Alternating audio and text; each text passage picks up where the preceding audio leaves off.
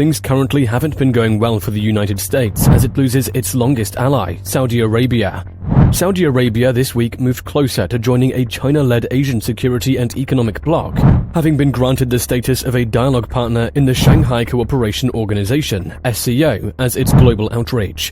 A club of mostly ex-Soviet states, the SCO includes Russia and China, as well as other major economic players such as India and Pakistan. As it appears, the kingdom could eventually be granted full membership. What does this mean for the United States of America? Can the USA reclaim its lost ally? Join us today as we explore the drama in this economic play. China's growing role in the Middle East of late has alarmed Washington. This month alone, Beijing mediated a landmark agreement between archfoes Iran and Saudi Arabia that could help significantly ease Middle East tensions. Saudi Arabia also significantly strengthened its energy ties with China by announcing on Monday a $3.6 billion deal to buy 10% of China's Rongsheng Petrochemical, which would see it supply 480,000 barrels per day of crude oil to the company. Saudi Arabia and China's ties seem to be getting stronger, whilst the relationship with the United States continues to weaken, as Saudi Arabia's cabinet recently approved the decision to join the China-led Shanghai Cooperation Organization. Analysts say that the US's rivalry with China and Russia intensifies in an increasingly polarized world. Saudi Arabia and other Middle Eastern nations are choosing to diversify their global partnerships. But while states like Saudi Arabia may be getting closer to China, Beijing is far from becoming a US rival in the region, they say.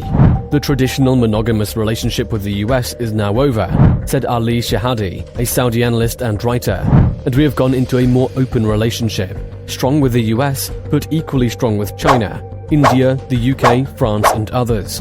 The polarization is a reason different parties bring different forms of influence to the table, he told CNN. The smart thing for the kingdom is to put in place a portfolio of strategic relations that all contribute to its security and prosperity in different ways.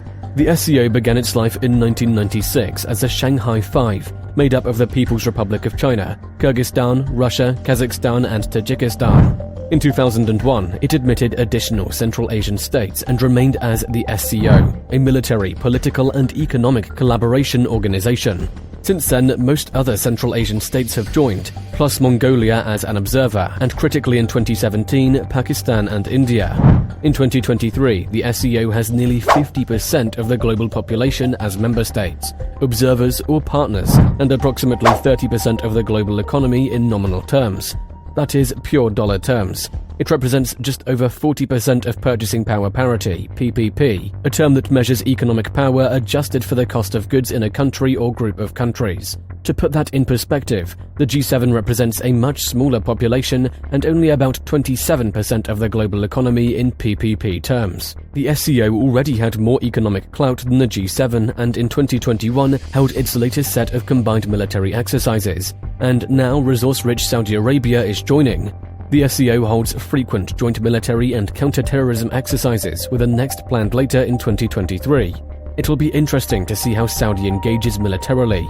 This edging closer to Beijing is particularly significant, given that China has strengthened its diplomatic credibility by negotiating a rapprochement between Saudi Arabia and Iran, just like we had mentioned before. The various Iranian-Arab disputes have been one of the many reasons that the Middle East and Iran have remained unstable, fragmented and unable to push a regional approach to their problems. Saudi Aramco bets on continuous growth of Chinese oil demand.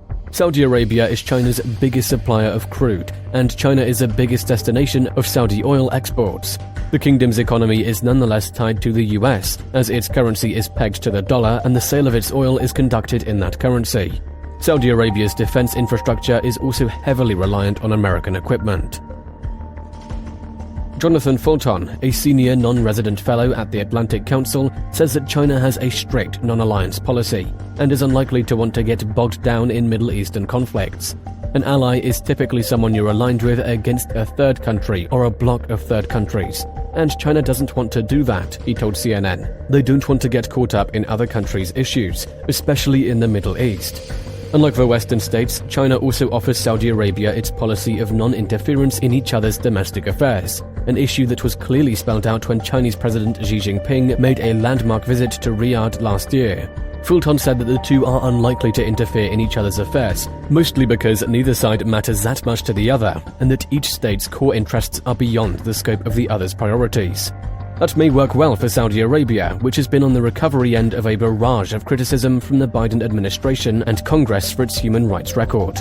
For China, it means that Saudi Arabia will continue its silence on matters such as its treatment of Uyghurs and other Muslim minorities in the northwestern region of Xinjiang, which the US in 2021 labeled as genocide. Still, on its stand, Saudi Arabia has made a firm stance against the US. Speaking to CNN's Becky Anderson on Thursday last week, Vali Nassim, a professor of Middle East Studies and International Affairs at the Johns Hopkins University School of Advanced International Studies, SAIS, said that the US needs to rethink its Middle East policy because it has been based on a very different conception of Saudi Arabia. Analysts, however, say that the Middle East is unlikely to become an arena for the US-Chinese rivalry, given Beijing's economic-oriented focus and its aversion to playing regional politics. The Saudi-China relationship is therefore unlikely to become a full-blown alliance. After the surprise Saudi-Iran agreement was announced this month, the Biden administration appeared to downplay China's role. White House spokesman John Kirby said internal and external pressures, including effective Saudi deterrence against attacks from Iran or its proxies, ultimately brought Iran to the table, Reuters reported. But he welcomed it, regardless of what the impetus was or who sat down at the table. Back to the Saudi Aramco, the oil giant. Saudi Aramco is strengthening its downstream presence and crude supply market share in the world's top importer. Saudi Aramco announced this week 2 major refinery and petrochemical deals in China, which not only give the world's largest oil firm a share of the Chinese downstream market, but also an additional export outlet for 690,000 barrels per day, BPD of Saudi crude in China. While Russia pushes to sell its crude oil banned in the West in Asia at discounts, Saudi Arabia is locking in long-term demand in China with stakes and refining and petrochemical projects. I had mentioned earlier about Saudi Aramco's plans to build a $10 billion refining and petrochemical complex over the next 3 years. Yes, the Saudi oil giant said on Sunday, the complex on northeast China will have the capacity to process 300,000 BPD, of which Aramco will apply 210,000 BPD. The project represents a major milestone in our ongoing downstream expansion strategy in China and the wider region, which is an increasingly significant driver of global petrochemical demand, Mohammed Al-Qahtani, Aramco Executive Vice President of Downstream, said on Sunday. On the following day, Aramco said it would buy 10% in private refiner Rongsheng Petrochemical for the equivalent of $3.6 billion and would supply 480,000 BPD of Arabian crude oil to Rongsheng affiliate Zhejiang Petroleum and Chemical Company Lutid ZPC under a long-term sales agreement.